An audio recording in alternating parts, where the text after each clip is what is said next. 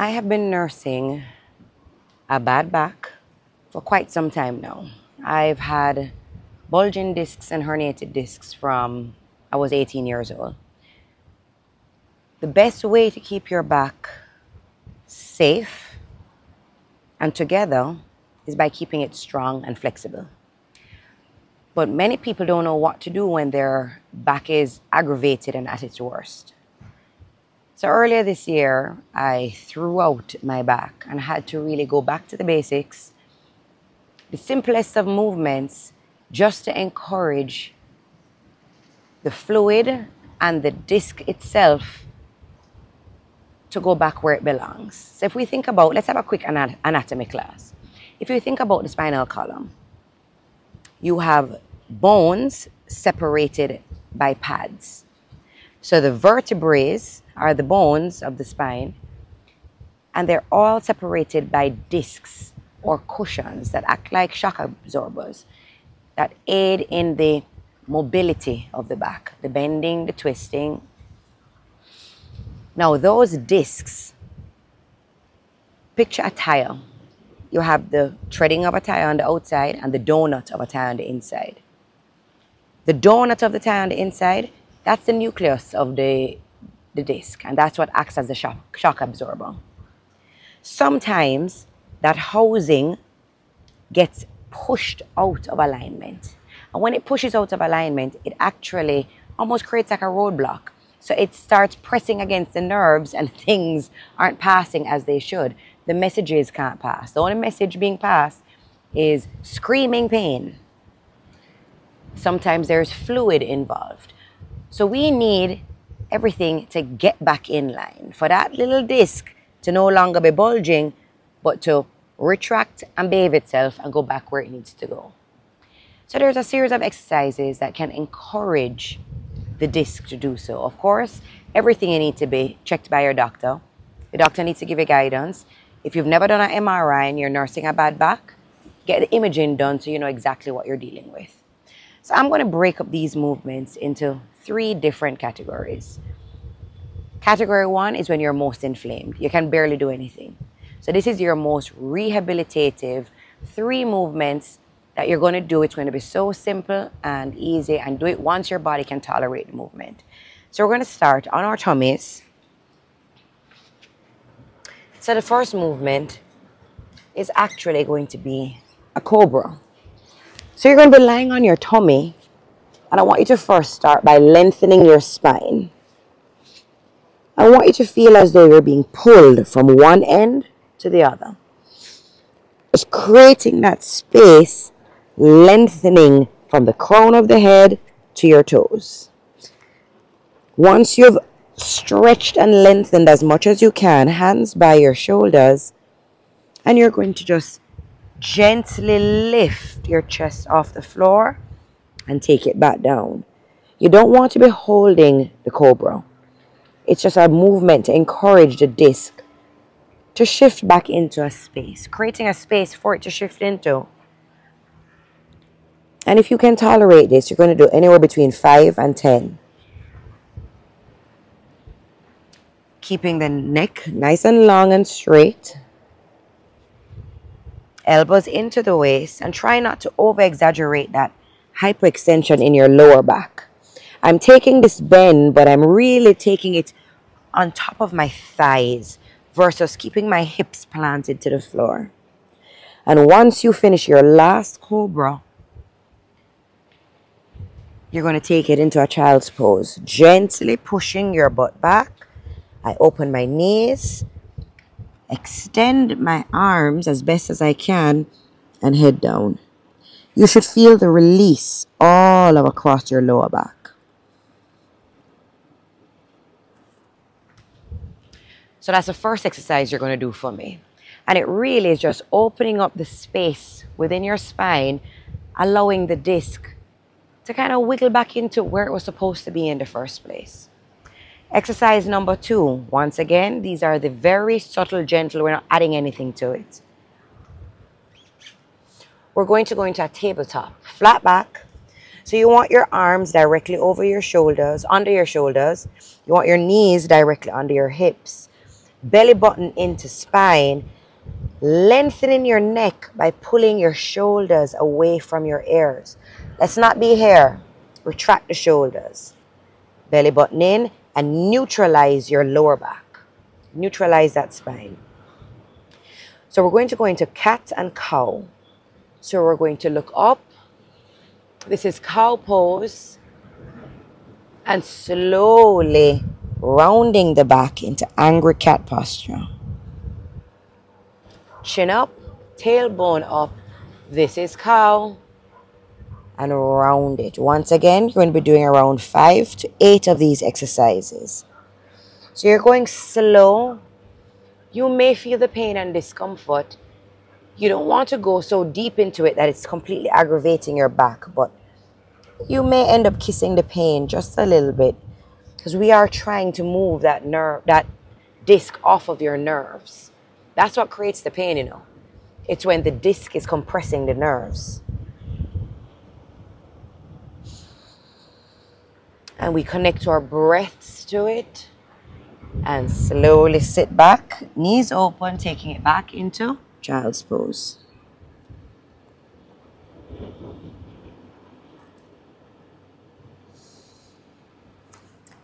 Now, exercise number 3, keeping it simple, but we're now increasing your mobility. Same tabletop position, but we're going to go into a bird dog. You're going to try and extend your leg, tailbone under. Try not to let your hips swing and open. You want to keep it nice and straight and down. I would stick to one side before alternating. So you just want to give me 5 on each side. Driving through the heel, tucking your tailbone under, belly button to spine, and down. If you can tolerate that, you can actually add a little bit more balance to it and extend the opposite arm. So this becomes a full bird dog. But when your back is most inflamed and aggravated, you may not want to move the hand. You want the stability of both hands on the floor. Try and keep that hip low. One more time. Lengthening the spine. Now, other side. So remember, we flex the foot, drive through the heel, belly button to spine, always keeping your lower back neutralized. Extend it. Drop that right hip. Now, if you did the arms, have to be balanced on both sides. Belly button to spine, and don't hold your breath.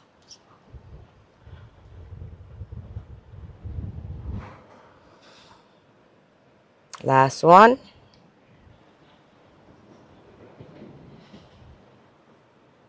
And taking it back into child's pose. Now, I build onto those 3 exercises as we can tolerate more with the back. So we're going to go again. So this is now if you're having less pain, you're feeling your mobility is coming back, and you want to push and do a little bit more, not too much. Taking it back down. Lengthen your spine. So we still start with cobra. I release my toes, elbows in. I lift. I take my head to the right, center, left, center, and down. So I've only added the head movement. Press the floor away from you, to the right, center, left, center, and down. So you will continue on to do a total of 10 if you can tolerate it.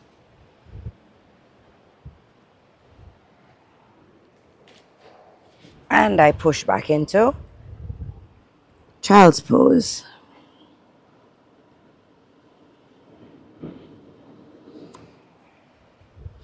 Taking it back into tabletop. So I'm going to still go through cat and cow. Chin up, tailbone up, look to the belly button. This remains the same whether your back is truly aggravated or on its way to mending. But after 3, level out your back. You're going to walk your hands across and you're going to reach. So now I'm allowing the spine to twist a bit. Walk your hands across and reach. So you're going to feel that lengthening in the obliques. Walk my hands across and I reach. Oh, that's a lovely stretch. Walk my hands across and I reach. Neutralize. I always come back to child's pose.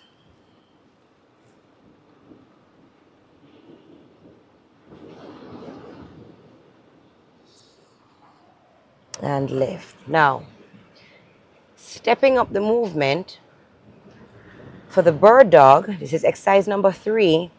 Instead of us just extending the leg, I'm going to float my bird dog by taking my knees off the floor. I call it a floating bear. Surprisingly, this doesn't add pressure to your lower back. Ensure that your knees are at 90 degrees.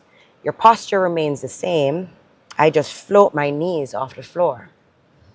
And I will simply extend, retract, and down. This adds a good element of ab exercises in there. Now, a strong core is what protects your lower back. We float, we extend, we retract, tap down. You want to be able to do 5 on each side. I'll do 1 more on this side, and then we can just do 3 together on the other side. Here we go. So we float, tummy is tight. There's no pressure on my lower back, but I'm getting ab work involved. And shoulder work. 2. Last one. 3. And I always end with child's pose.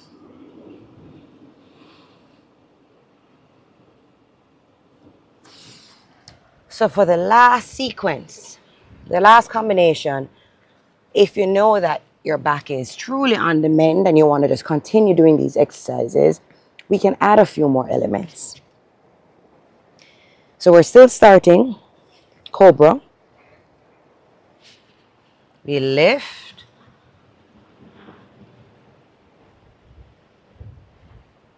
I don't change anything about this one. Lengthening the neck. Lift.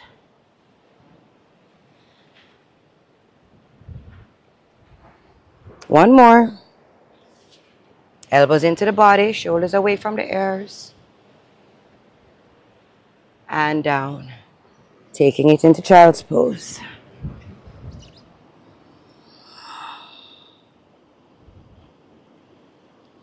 We bring it back into tabletop. Exercise series 2. Cow and cat. I'll just do 1 more.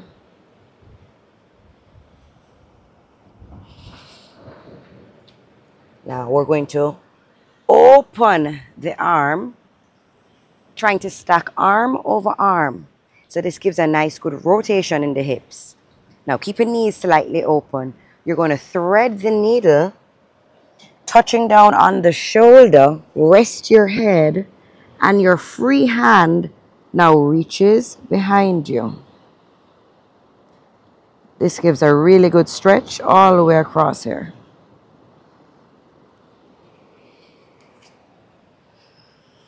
Whatever you do on one side, we do on the other side. Spiral, arm over arm, slowly threading the needle, head down, shoulder down, looking behind you. So you're trying to look over that shoulder. Oh, I love this twist.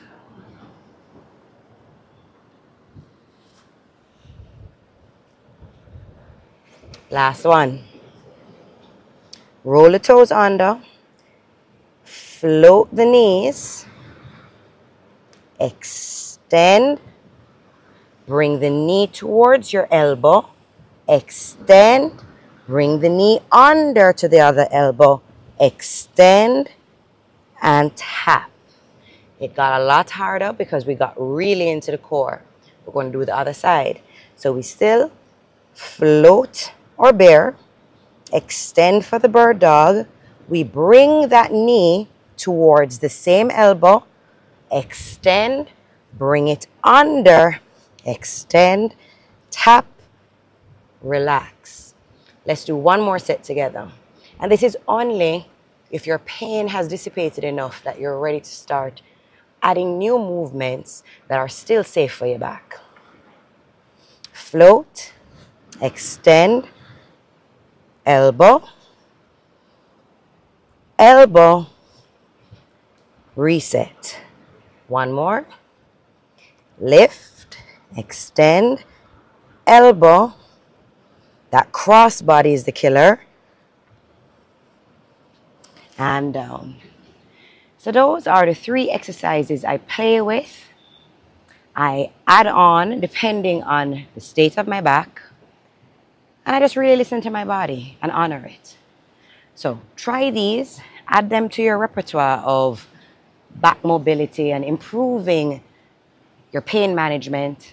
Eventually you'll get back to doing what your body's accustomed to doing. Just hang in there.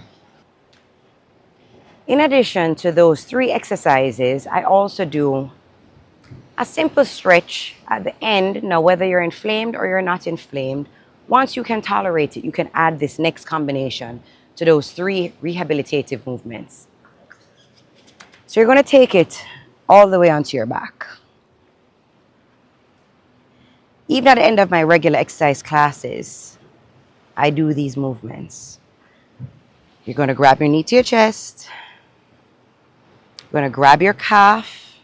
And we're going to extend, but with a flexed foot. Because we're trying to stretch and lengthen the hamstrings going into the calf. That's where a lot of back tightness actually originates from, believe it or not. So you bend and you extend. Retract the toes to your face. One more time. Beautiful. Now with the bent knee, you're going to take it all the way over. Oh yes, I'm hearing my whole spine cracking right now. So I'm dropping my knee all the way over to the other side of my body, but I'm trying to keep this right shoulder on the floor and open, so we can open everything. So this deepens that twist, that thoracic twist, and you're going to feel it very much in your lower back. And as you breathe, you surrender to that twist. Bring it center. I'm going to cross my legs. You know, you cut your 10? This is a figure 4 stretch. We're going to keep the knee open. Many of us try and bring the knee to our chest. You're going to keep the knee open and keep it away from you as you encourage the other knee in towards your chest. So right knee away, left knee pulls in. You'll feel that tightness right here in the hip. And then whatever you do on one side, you do on the other side. So we start, leg in, grab the calf, extend. Oh, this is my tight side. Retracting the toes to your face. Oh yes, I feel this one. One more time. And bend. Dropping this knee all the way over. So the intention is to have the knee to the floor. My left hand opens, but trying to encourage this left shoulder down. This really gives a very deep twist in the lower back. Oh gosh, yes. This is my tight side. And just breathe into it.